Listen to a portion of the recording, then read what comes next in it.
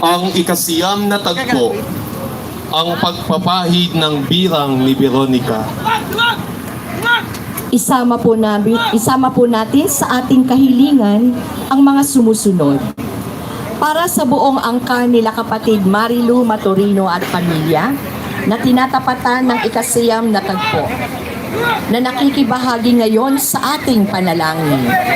At para sa ikapagtataguyod ng mga gawaing pampamayanan at panlipunan upang ang bawat isa ay makisangkot at tumulong sa mga nangangailangan.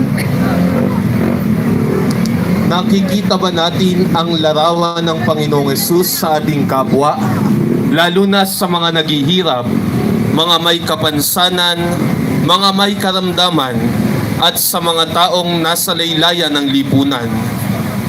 Tulad ni Veronica, nararanasan na ba natin ang magbigay at iunat ang ating mga kamay upang maibsan ang paghihirap ng iba kahit sa maliliit na pamamaraan?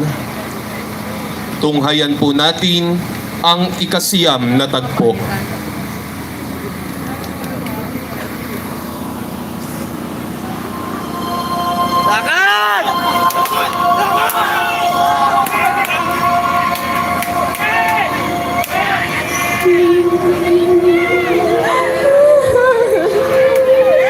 Diyos ko!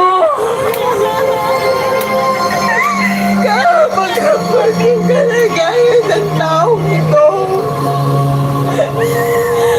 hindi na niya malilakad ng kanyang mga paa sa sobrang hirap.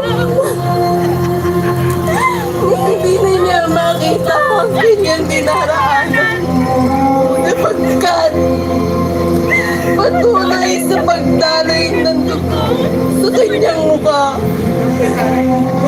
dahil sa koronang tinik na nakaputol sa kanyang ulo. Panginoon, patawarin mo po sila.